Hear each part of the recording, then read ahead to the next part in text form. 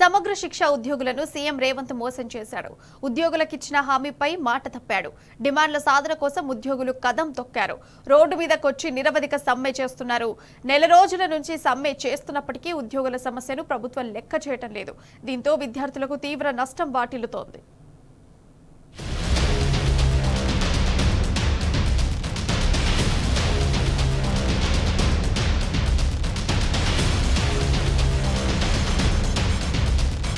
సమగ్ర శిక్ష ఉద్యోగులు రోడ్డెక్కారు.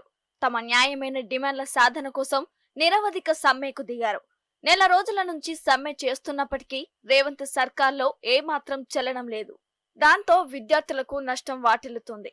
టీచర్లు రాకపోవడంతో పాఠాలు జరగటం లేదు. సిలబస్ అలానే ఉండిపోయింది. ఉద్యోగుల సమ్మె 10వ తరగతి విద్యార్థులపై ప్రభావం చూపింది. విద్యార్థుల ప్రయోజనాలను దృష్టిలో ఉంచుకొని రేవంత్ సర్కార్ ఉద్యోగులతో చర్చలు జరపాలని మేధావులు కోరుతున్నారు.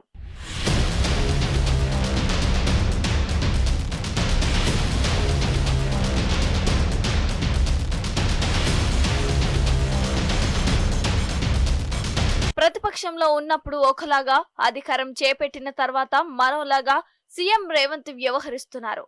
ఆనాడు వరంగల్ ఏకశిల పార్క్ వద్ద ఎస్ఎస్ఏ ఉద్యోగులు సమ్మె చేసే సమయంలో వచ్చిన రేవంత్ రెడ్డి కల్లబొల్లి కబుర్లు చెప్పారు. మీ సమస్యను టీ తాగినంత సమయంలో పరిష్కరిస్తానని ప్రగల్భాలు పలికారు. అధికారం చేపట్టిన తర్వాత ఎస్ఎస్ఏ ఉద్యోగులను లెక్క చేయడం లేదు. కాంగ్రెస్ అధికారంలోకి వచ్చిన తర్వాత వెంటనే ఉద్యోగులు నిరసనకు దిగలేదు. 100 రోజుల సమయం ఇచ్చారు. తర్వాత వినతి పత్రం సమర్పించారు. అయినా నో యూజ్. సర్కార్ కొలువుదీరి ఏడాది పూర్తయిన తర్వాత నిరవధిక సమ్మె చేపట్టారు.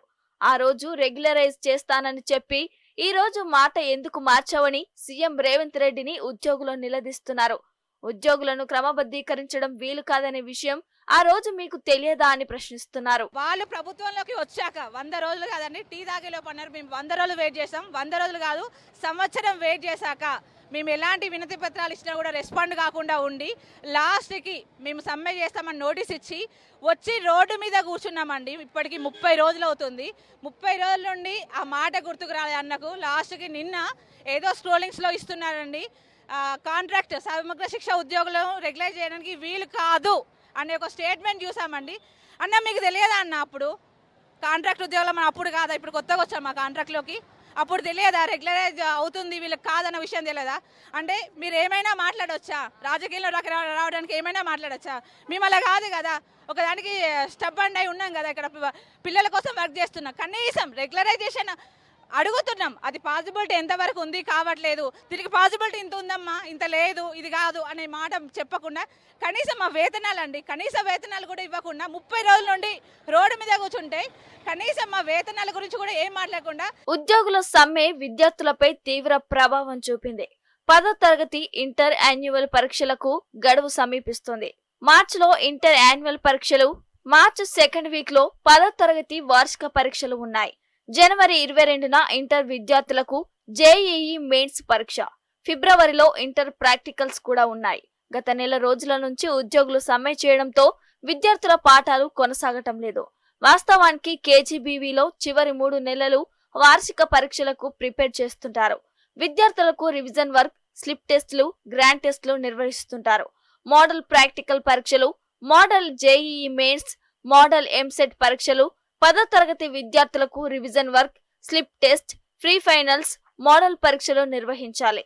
కేజీబీవీ టీచర్లు సమ్మె చేస్తుండటంతో విద్యార్థుల భవిష్యత్ ప్రశ్నార్థకంగా మారింది. కస్తూర్బా స్కూళ్ళల్లో అందరూ ఆడపిల్లలు 300 పైగా ఉన్నారు. వాళ్ళ బాధ్యత దృష్ట్యా ఒక 2 టీచర్లు నాన్ టీచింగ్ అక్కడ స్కూళ్ళల్లో ఉంచి టెంట్ కింద ఉండి కూడా వాళ్ళ ఆలనా పాలన చూసుకుంటున్నాము.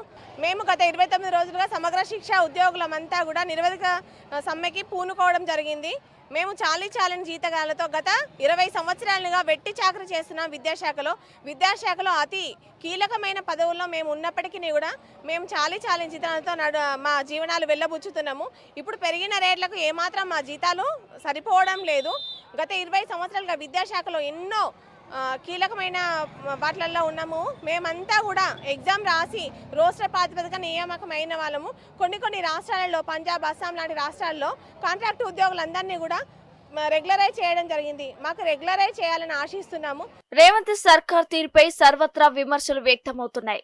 గురుకులాల్లో చదువుకునేది నిరుపేద పిల్లలే. వారి చదువును సీఎం రేవంత్ పట్టించుకోవడం లేదని మేధావులు తప్పుపట్టారు. ఇది ప్రజాపాలన కాదు, దుర్మార్గమైన పాలన అని మండిపడుతున్నారు. సీఎం రేవంత్ తీరుతో ఎస్సీ, ఎస్టీ, బీసీ విద్యార్థులు చదువుకు దూరమయ్యే పరిస్థితి ఉందని ఆగ్రహం వ్యక్తం చేశారు. వరంగల్ లో జరిగిన ధర్నాలో మీరు పిసిసి అధ్యక్షుని హోదా 2023లో వచ్చి ఏకశిలా పార్కు దగ్గర ఛాయ తాగే టైంలో మీ సమస్యను పరిష్కరిస్తాను మాట ఇచ్చిన మాటను వాళ్ళు ఈరోజు 30 రోజులుగా అడుగుతుంటే, అయ్యా ముఖ్యమంత్రి గారు, మీకు ఛాయ దొరికే టైం దొరకలేదు, తాగే టైం దొరకలేదని నేను సూటిగా ప్రశ్నిస్తున్నా. ఎందుకైనా మీరు ప్రజాపాలన అని చెప్పి పేరుకే చెప్పడం కానీ మీరు చేసేదంతా రాక్షస పాలన అని చెప్పేసి స్పష్టంగా మేము తెలియజేస్తున్నాం. ఎందుకంటే ఈరోజు ఆడపిల్లల చదువు దేశానికి వెలుగని చెప్పి మీ స్కూల్ బయట బోర్డులు పెట్టుకున్నారు.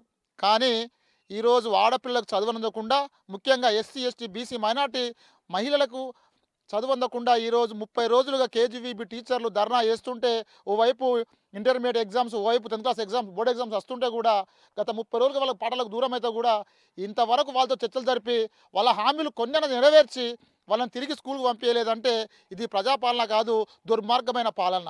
సర్వశిక్ష అభియాన్ విద్యా కేంద్రాలలో, అదేవిధంగా దాంట్లో పనిచేస్తున్నటువంటి ఉపాధ్యాయుల ధర్నాలో భాగంగా ఈరోజు మేము రేవంత్ రెడ్డి ప్రభుత్వాన్ని ప్రశ్నించడం జరుగుతూ ఉన్నది. ముఖ్యంగా ఈరోజు విద్యార్థులు గత నెల రోజుల నుండి కొంతమంది ఉపాధ్యాయుల చేత వారి యొక్క సిలబస్ను పూర్తి చేయలేని పరిస్థితికి వచ్చింది. ఈరోజు 30 మార్చిలో ఎస్ఎస్సి బోర్డ్ ఎగ్జామ్ ఉంది.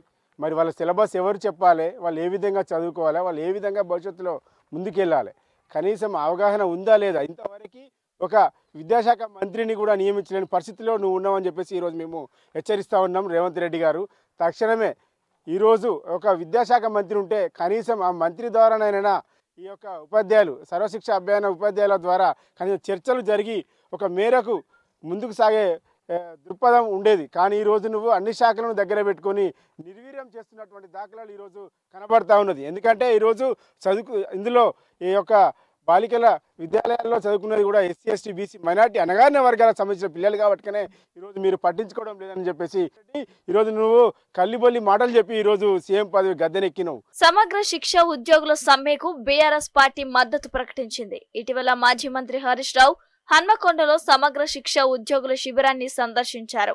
గతంలో సీఎం రేవంత్ రెడ్డి ఛాయ్ తాగి సమస్యలు పరిష్కరిస్తానని హామీ ఇచ్చి మాట తప్పారని విమర్శించారు. రాష్ట్రంలో ఎస్ఎస్ఏ ఉద్యోగులు 19,600 మంది ఉన్నారు. సమస్యల కోసం ఆందోళనకు దిగడంతో విద్యార్థులు క్లాసులు కోల్పోతున్నారు. అకాడమిక్ ఇయర్ పూర్తిగా వస్తుంది. విద్యార్థులకు ఇది కీలక సమయం. ఉద్యోగులతో సీఎం రేవంత్ చర్చలు జరిపి సమ్మె విరమింపజేయాల్సిన అవసరం ఎంతైనా ఉంది. లేదంటే విద్యార్థుల బంగారు భవితపై సమ్మె తీవ్ర ప్రభావం చూపనుందని ప్రజా సంఘాలు, మేధావులు అభిప్రాయపడుతున్నారు.